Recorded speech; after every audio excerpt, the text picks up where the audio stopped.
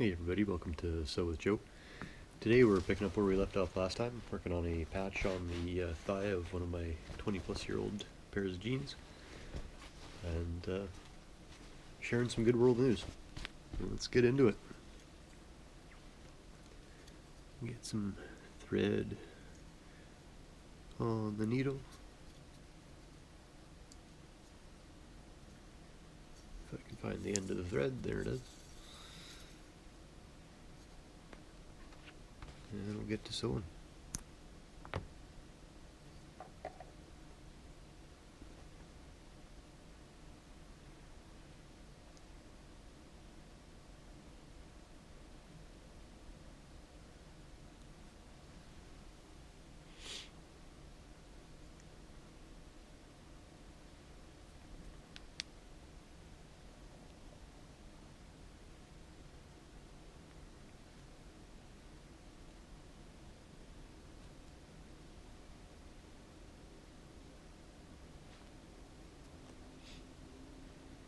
Thought it was a magic trick for a second, lost my thread.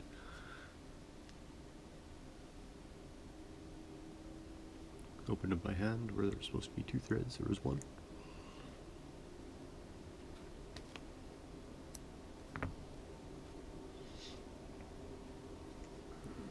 Alright, let's get this first stitch in. I'm going to tie the patch into the seam of the jeans and into the patch on the other side of the seam as well. So make a strong edge here.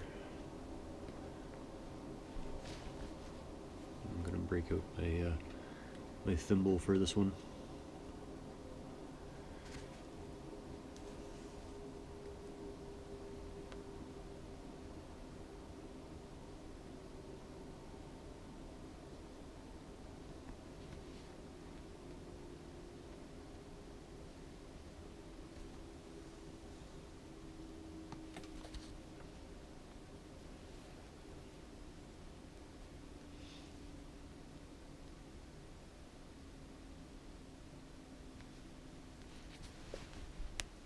Alright, get the stitches going.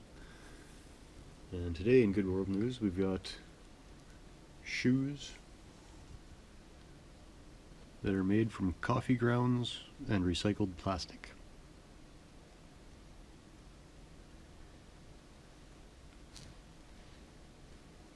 Which is an interesting combination, and that's pretty much all it is that they are made of, because there's no laces or anything.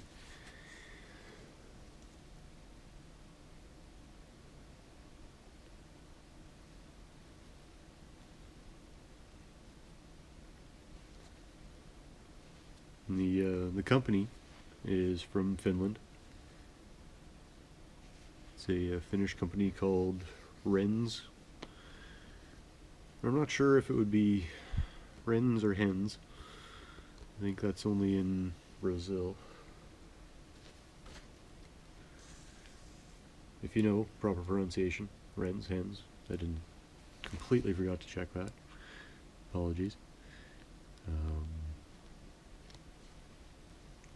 And apparently they are made from the coffee grounds from 21 cups of coffee on average, and 6 recycled bottles. Coffee grounds and recycled bottles, and you can make shoes.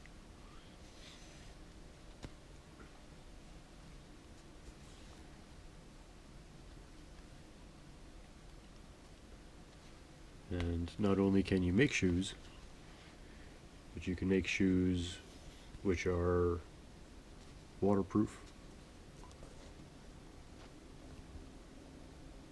absorb odor,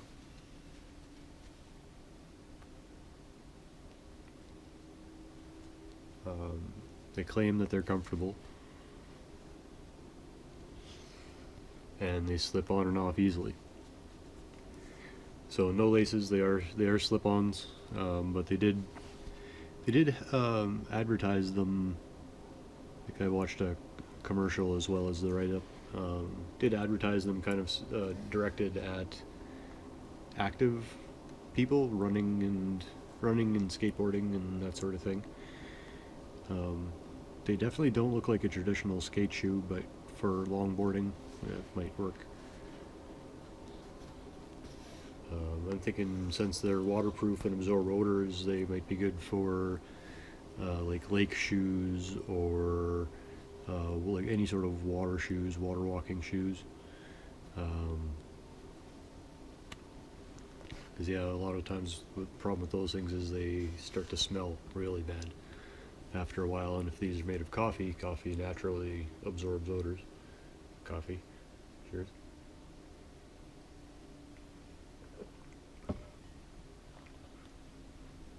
And yeah, fantastic idea. I think I think the idea where in the future our garbage won't just be, you know, sorted into garbage and recycling and compost. It'll be, you know, all the different types of, you know, I guess they do this probably at the depots, but for, you know, coffee grounds, instead of putting into your compost, you'll have a special place to put your coffee grounds, because they'll be able to go to make something, you know. Because if they can make a fabric out of coffee and plastic, then they can make all sorts of things out of coffee and plastic, I would imagine.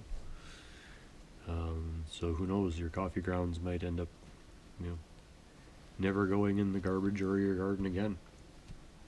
So if they can make things out of them, might actually be worth money. You know, bring in a pound of coffee grounds and get, you know, 5% off your next pound of coffee. That'd be pretty awesome.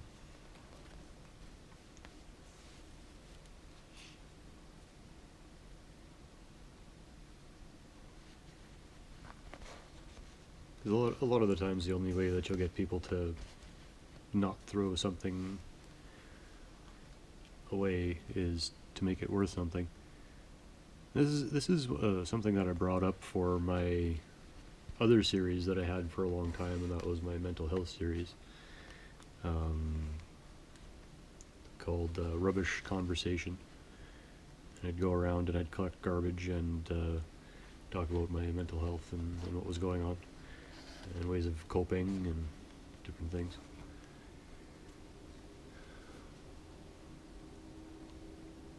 Oh man, I totally lost my train of thought.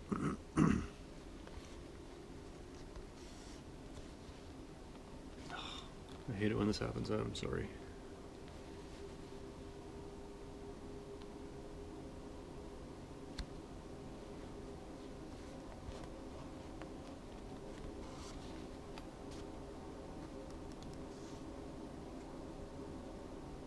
Something I was talking about on my old channel. Old series. Sorry, bear with me. Feel free to skip ahead a little bit. Oh man. Really want to catch this back. Got a good flow going.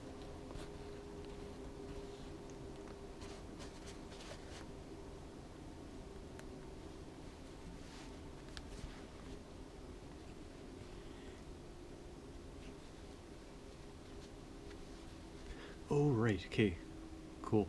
On my other channel, what I was saying is a lot of the garbage that I was finding, or that I found back then, was Tim Hortons and other brand coffee cups, and people just chuck them out the window, and that's, you know, they're too busy to care, and so they just throw things out the window. And if you would make those coffee cups worth a few cents each, then either people wouldn't throw them out the window and they would bring them back, or the people that would still throw them out the window because it's only a few cents, the homeless population would bring them back. So you could cut down on a ton of pollution and garbage, public garbage, by just having a refund program, you know, the way they do with bottles for recycling. Make it worth a few cents to bring back your cup, your Tim Hortons or McDonald's cup, and you wouldn't see them on the streets anymore. That's for sure. You know, people on the street corners would be asking for cups instead of for your change. Well, they'd be probably asking for both, but you know, it could turn into more of a service than a nuisance. You know.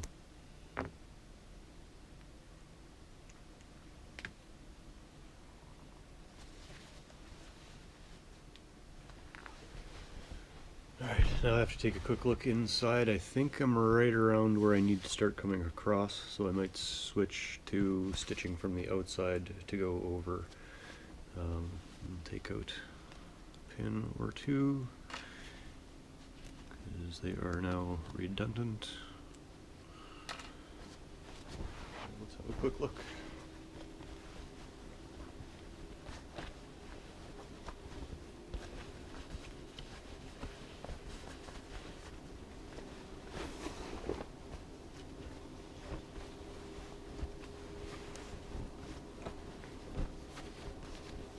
I'm going back to the shoes. Oh, sorry, I should finish talking about what I'm doing here.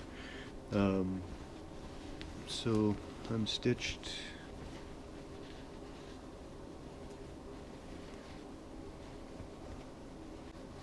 Can't even really tell how far down I'm stitched, but what I'm going to do is just start from the outside, go across underneath the tops here, all the way to the edge, and then go in and cut out the rest of the patch, and that's going to be it.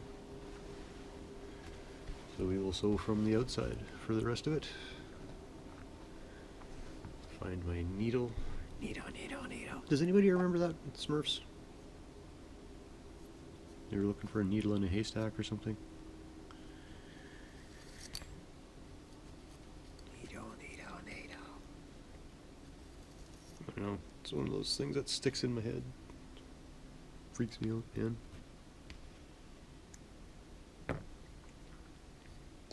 Or when the one Smurf turned, I think it was purple,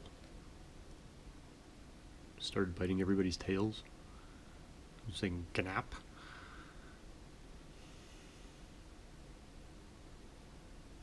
That was pretty twisted too. Those are some of the earlier cartoons for me. It's the Smurfs.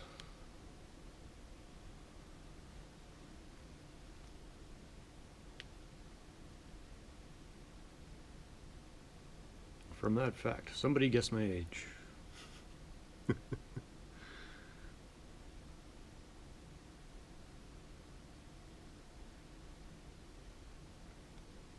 A few more interesting things about those shoes.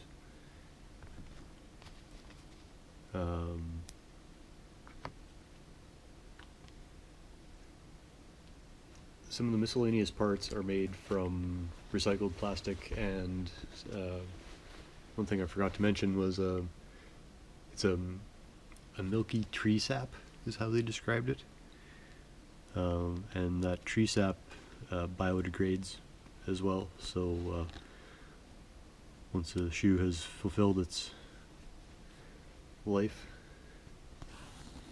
it can more easily go back to nature because it's not using adhesives and you know, whatever they're using that for, and mixing it with plastics to make like the logos and stuff like that. Cheers.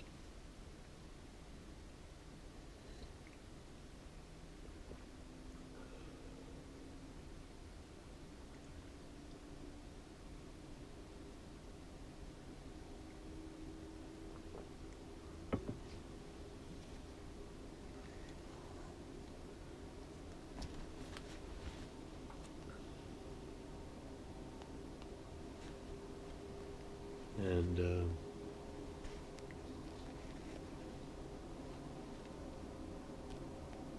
roughly, so far, roughly 250,000 water bottles, and the equivalent grounds for 750,000 cups of coffee have been used in the making of these shoes.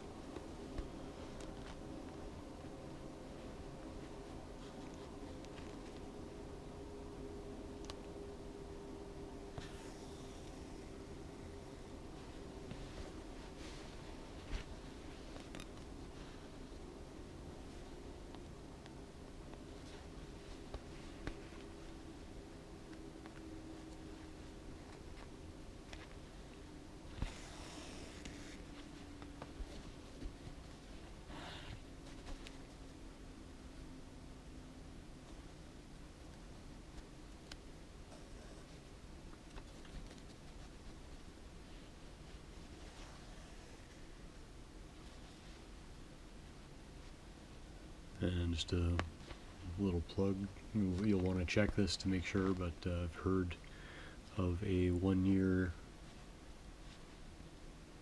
waterproof guarantee and a 30-day money-back guarantee as far as whatever, you just don't like them.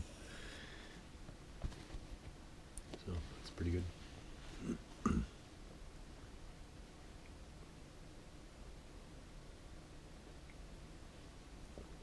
Cheers.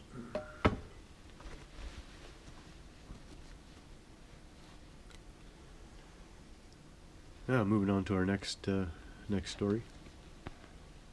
Good world news. I have to start off with a reminder of a little bit of bad world news, but it turns good, and that was the fire at the Notre Dame Cathedral, or the Cathedral Notre Dame, however you want to put a spin on that one. If you don't recall, 2019 it burnt quite badly, but immediately there were positive things that came out of it. That a few of those is that they didn't destroy the stained glass. The firefighters were very conscious, yes, conscious or conscientious, conscious of or conscientious with their choice of target for their water, and they spared the stained glass. So that was the biggest part there, is that they saved all those big, massive stained glass windows, and a lot of the structural walls didn't come down. So the ceiling was completely destroyed. The main spire, a lot of the vaulted ceilings just gone. And the scary part there is that in those ceilings there was a lot of lead work. Yeah, it's just part of the way of their building back then, was a lot of lead, and that lead just poured down as this fire was going on. It just poured down on the rest of the church.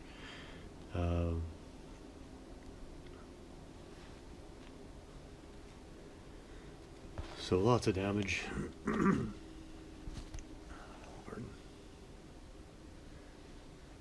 Now the good side, continuing, because it wasn't as bad as it could have been from the start. Some of the stuff that was inside the church also had been recently taken out for cleaning, so some of the artifacts were preserved, and the main statue behind the altar was somehow untouched. Cheers.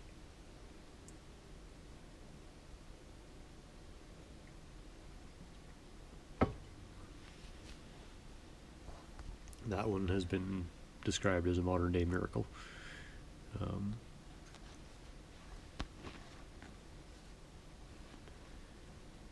Yeah, somehow the statue behind the altar, I don't remember the name of it, but it was not destroyed.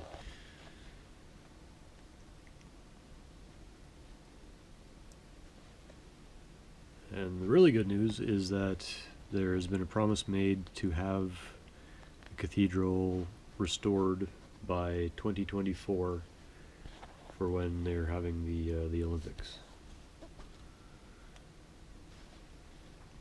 So lots of progress so far. Lots of things have been done, lots of research done, and that's been a big part of it because a lot of the construction processes don't exist anymore. So people who are historians and buffs of this type of thing are being called upon, and they're hand building the oak beams because there's a special way of constructing them, and all sorts of different examples like that, going back to like getting rock from the original places where the rock came from, and just massively expensive. Like there's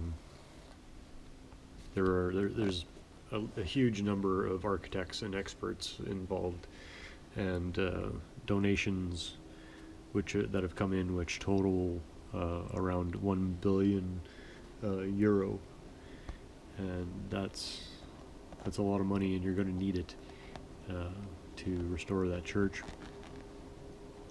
because stuff like that just doesn't exist anymore, and people don't build like that, so they're having to relearn all these ways. And it's pretty amazing that all the people are coming together to do this.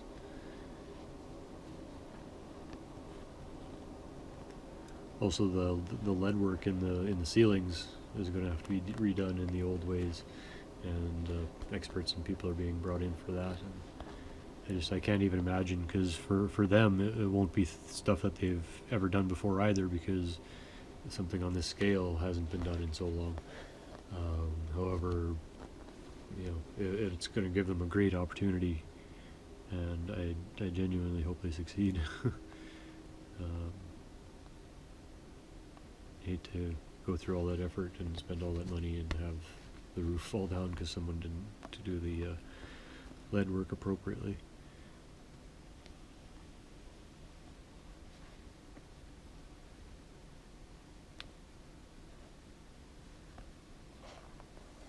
And another good point that's come out of this, because a lot of the stone from the heat, it actually turned to dust, or it cracked. And they have come up with a new method of strengthening these weakened sections with, they call it a paste of lime and other compounds that effectively heal the cracks. And new technologies, good things come out of disaster, and so new technologies are coming out of this fire disaster that may be able to save other churches around the world, if they do come up with new ways of making the cracked stone walls stronger. Then you can strengthen a lot of the structural walls in many of these old places, which are threatening to everything ages. You build something out of stone, it lasts a long time, even if there is a big fire. However, cracks form, things shift over the centuries, and I'm just amazed that anything that old is still standing after the world wars that we have had. Thankfully, it seems that the countries, I'm not going to say for the most part, but for some part anyways, spared the churches and some of the historical buildings. Not all, of course, but some. So thankful for that. At least, even in war, there is some sort of humanity, if that can even be said.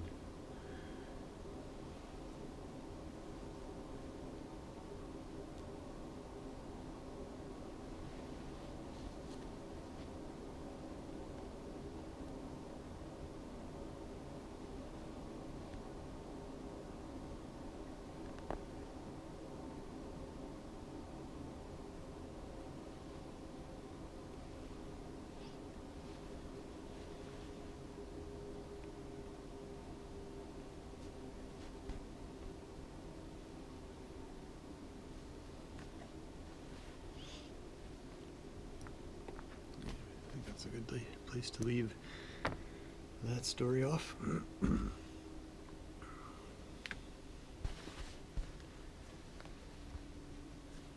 And get some new thread.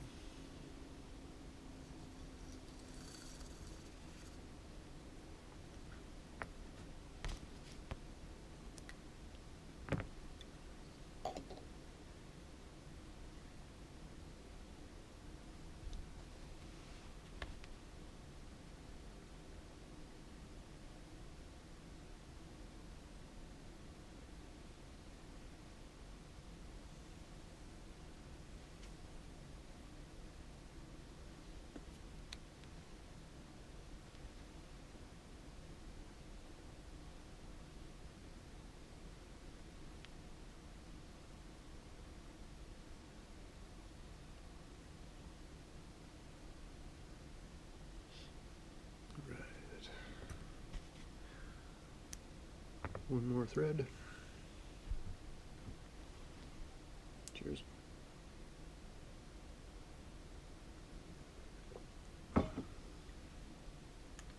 One more topic for today of personal interest. Chronic anxiety study shows a almost guaranteed way to relieve at least some of your anxiety, and that is through periodic intense exercise.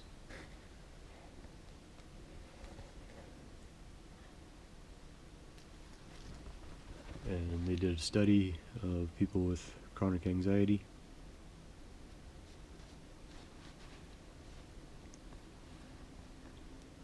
and they put them through various levels of intensity of physical training. And they used circuit training, which is a mixture of cardio and strength exercises.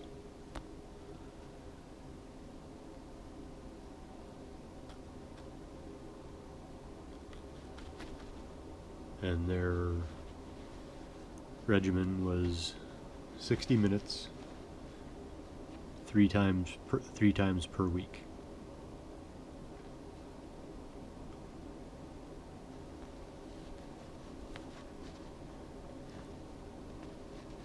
And they had different groups of, lower intensity, medium, and high intensity.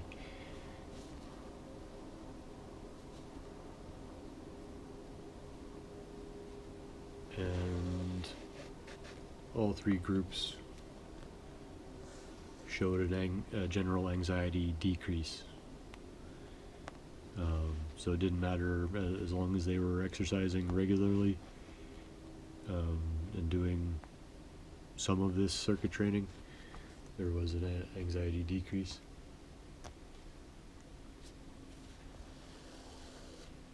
And the results were in a 12-week program, so 12 weeks, 3 times a week, so 36 hours of exercise.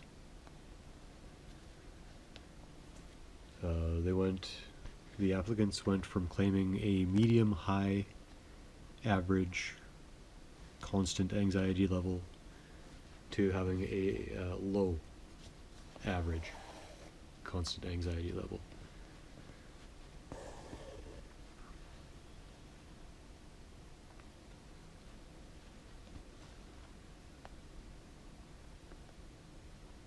So it would seem that a non-exercising, more sedentary lifestyle is not good for your anxiety.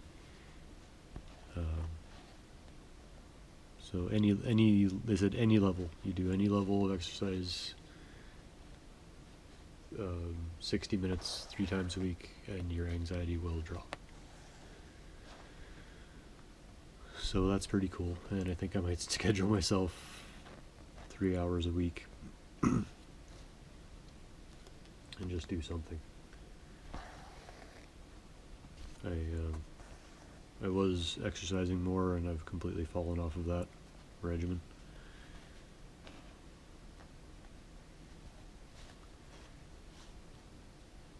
So I need to get back on that. And the big thing that holds me back from exercising is personal experience. Actually, I tend to, when I do exercise with some intensity, I tend to react poorly from a mental health perspective. I'll get my anxiety will actually spike and get worse when I do exercise.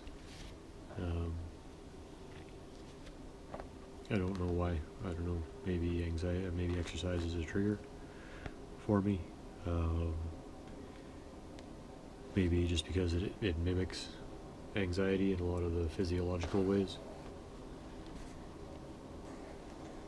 But I'm gonna have to get back at that.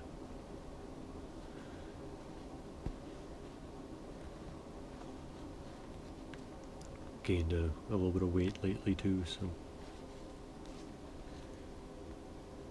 But I have also been coming off of some anxiety medications, so trying to cut myself some slack.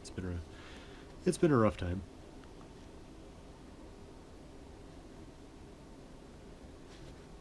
I'm just hoping that my positive, the good world news here is helping some other people through some of their times.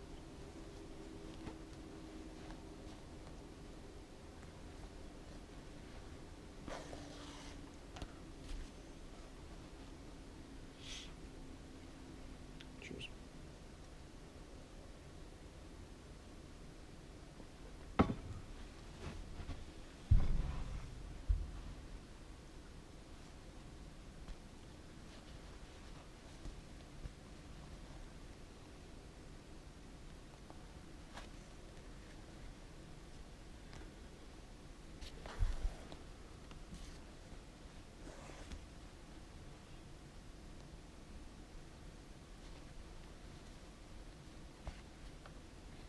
Yeah, it's kind of neat to see a guaranteed, like basically guaranteed way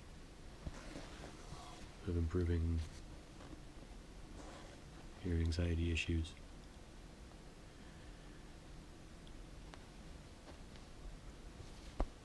That's really encouraging. It's like when I read some of the news that I bring to you, it's like working in a small percentage of people, and it's nice to hear stuff that's working for everybody.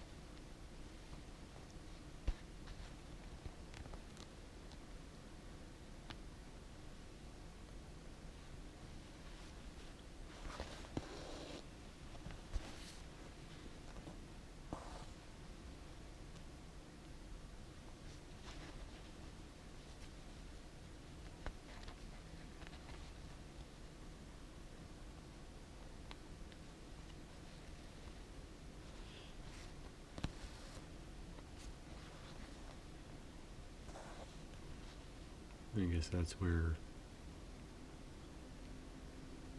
people who are healthy and are mentally healthy have a hard time understanding the mental health issues because they don't experience them.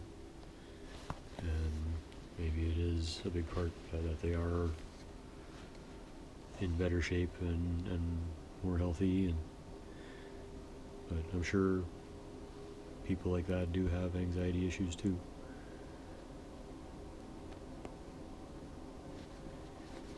I feel that their anxiety issues are probably more reality-based than others. Like a lot of people, their anxiety issues are a lot in their head. Well, everybody's anxiety issues are in the head, but a lot is like self-given, like too much time to think kind of stuff. But some people, it's trauma that causes anxiety. There's all sorts of different types of causes for anxiety. and just, I guess what I'm trying to say is it may be one of those things that leads to the stereotypes of, you know, the jock not getting, you know, the nerd being all anxious, and, you know, because he doesn't exercise and everything.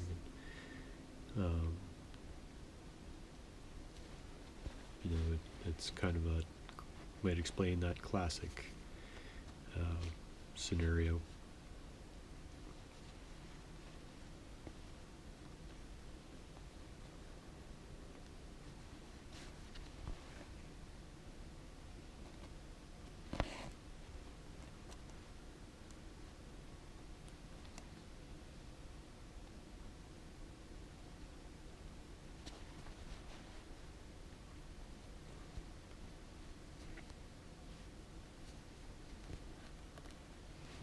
I guess it kind of makes sense from a hunter-gatherer standpoint as well. Like, if you're out and you're hunting and you're healthy and you're strong, you know, you're more confident, you're not worried about as many things, you know you can fight things off.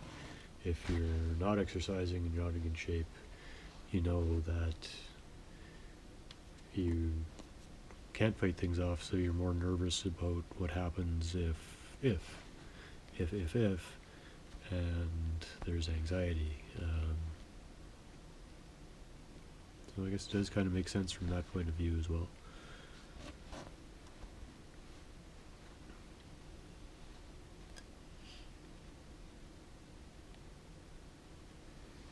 You know, the long-tailed cat in a room full of rocking chairs. It makes sense that they're nervous.